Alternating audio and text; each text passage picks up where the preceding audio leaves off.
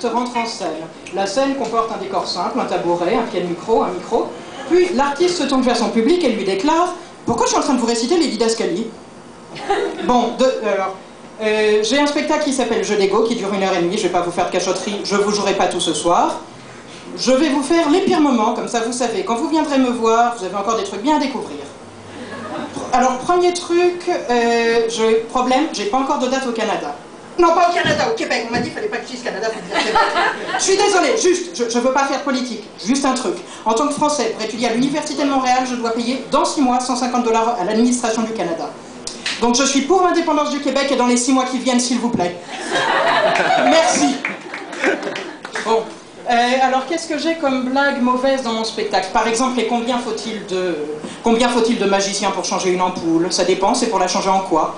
Bon, il y a des gens qui rigolent, je ne m'attendais pas, tant pis. Bon, en ce qui me concerne, combien faut-il d'étudiants pour changer une ampoule?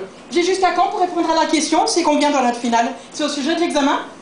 Ça, bien sûr, c'est pas un étudiant de l'Université de Montréal, non. C'est un étudiant de l'université où j'étais avant. D'ailleurs, comme je disais, quand j'étais à l'université de Pierre et Marie Curie, ça, ce n'est pas un étudiant de l'université de Pierre et Marie Curie. Non, c'est un étudiant... Non, la bande disait rien, on n'était pas hypocrite, au moins. Bon. De l'autre côté, combien faut-il les chercheurs en mathématiques pour changer une ampoule? C'est une question intéressante. Un chercheur, je crois qu'on avait montré qu'il fallait au moins logarithme de pi sur 2 chercheurs pour changer une ampoule. Logarithme de pi, le tout sur 2, bien entendu, non pas logarithme de pi sur 2, ce serait ridicule, vous l'avez compris. Ah oui, pardon, on m'a prévenu qu'il pouvait y avoir des gens qui ne savent pas calculer logarithme de pi sur 2 têtes ce soir. Non mais c'est pas grave du tout, hein, ça fait environ 0,24, c'est plus petit que 1, c'est à blague. Non mais je comprends tout à fait qu'on sache pas faire une division par 2. Bon, un petit dernier. Combien faut-il d'hommes politiques pour changer une ampoule? Hommes politiques français, mais je pense que les vôtres... Écoutez, je suis très heureux que vous me posiez cette question. Ceci dit, je l'attendais, et même, je m'y attendais. Tout d'abord, parlons de votre travail. Il me vient en tête un chiffre, et nous pourrions le retourner, il ne changerait pas. Partons de là, je souhaiterais que, dans un grand mouvement réunissant nos partis, nous puissions aller de l'avant, tout en restant droit sur nos positions, afin de pouvoir pleinement profiter du moment présent, tout en gardant la pleine capacité de jouir de notre futur. Ouais. Bon, en même temps, c'était pas dur. C'est ce que va répondre un homme politique à peu près à n'importe quelle question. Imaginez qu'une dame sur Sainte-Catherine lui demande « Tu viens, chérie ?»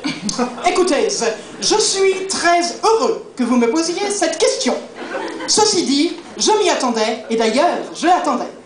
Tout d'abord, parlons de votre travail.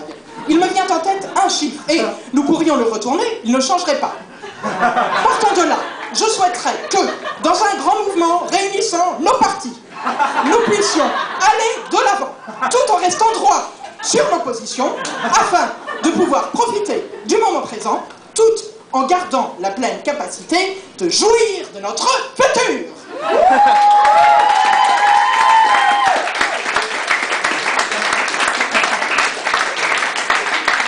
Bon, je pense qu'il doit me rester 2-3 minutes. J'aurais peut-être une autre blague, mais je descends tellement bas dans l'humour que je suis forcé de la faire en rappel. Une autre! Tant mieux, tant mieux. Dites, je vous ai dit que j'ai pas encore de date à Montréal ce soir, je vais essayer de régler ça tout de suite. Dis-moi, tu voudrais pas sortir avec moi ce soir? Non, non, pas toi, le beau garçon derrière. Ouais. Si tu dis oui, tu gâches mon sketch. Mais je t'en voudrais pas. Non, bon, tant pis, c'est pas grave, j'ai resté célibataire. Célibataire, pardon, lapsus. Révélateur, diraient certains d'ailleurs. Encore, je vois mal ce que révèle le lapsus célibataire. Bon, non, c'est pas grave. Non, mais c'est pas... Je veux dire, j'étais dans le village tout à l'heure, j'ai essayé, il y a un beau garçon qui est venu me voir, d'ailleurs j'ai eu de la chance. Enfin, il m'a demandé, on a sa collègue, au bout de 10 minutes, il m'a demandé quelle était ma religion. J'ai dit, je suis athée, elle m'a dit, je suis catholique, je couche qu'avec des catholiques, désolé. Ah bon, je lui souhaite bonne chance. Vous avez des catholiques très tolérants ici, je savais, mais alors là... Non, franchement... Non, j'étais surpris, je dois dire, mais c'est pas grave. Je retournerai dans le village tout à l'heure, je vais me chercher un meuble Ikea. Un meuble Ikea, bah si, on les trouve en boîte et il ne reste qu'à les monter.